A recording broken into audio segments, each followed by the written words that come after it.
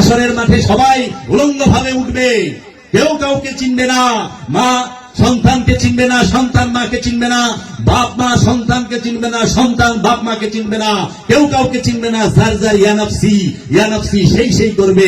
উম্মতি বলার সময় নাই। আপনার ঘরে যে সন্তানটা আসছেন, যারা এখানে বিবাহিত, আমার নিজের একজন সন্তান আছে, আপনারা যারা বিবাহিত, যাদের সন্তান আছে, এই সন্তানটা যখন আগমন করে, কিভাবে করে? মায়ের গর্ভে থেকে যখন পৃথিবীর বুকে আগমন করে, উলঙ্গ ভাবেই করে। সে কি তার মাকে চিনে যে এটা তার মা? আপনাদের কারো সন্তানকে আপনারা চিনছেও? বাইরে কি মা মা কইছে না ওয়া কইছে? শিখার পারে মা মা কইয়া ডাকে না। পৃথিবীতে আসার পরেই বলে খাবার দাও।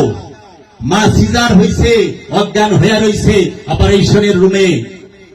কোন মা আইসিইউতে আছে, কোন মার মুমূর্ষ অবস্থা। এমনও মা আছে যে প্রসবের সময় ইন্তেকাল করছে, কিন্তু ওই বাচ্চা মায়ের দুধ খাবারের জন্য ব্যস্ত। সে বুঝে না তার মা অসুস্থ, তার মার শরীরে রক্ত নাই, তার মা আইসিইউতে আছে, তার মার এখন প্রচন্ড বেদনা। এগুলো সে বুঝে না।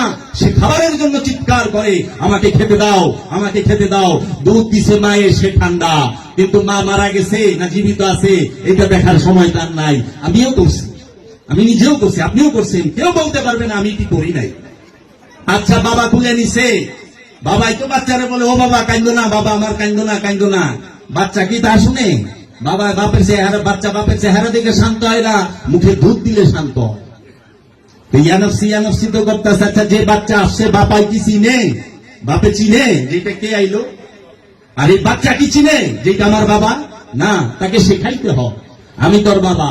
1 বছর হয়ে গেছে, বাবা কয় না। 1.5 বছর হয়ে গেছে, খালি পড়াই, কও আব্বা, বাবা বাবা বাবা। একদিন বাবা কয়ে ফেলাইছে বাবা, বাস খুশি। কিন্তু সে নিজেও জানে না বাবা যে এই শব্দটা আমি উচ্চারণ করতেছি, এটি আসলে বাবা। তো দিনের হিসাব বড় মারাত্মক। একটু খালি টাচ করে গেলাম, আর সামনে যাব না।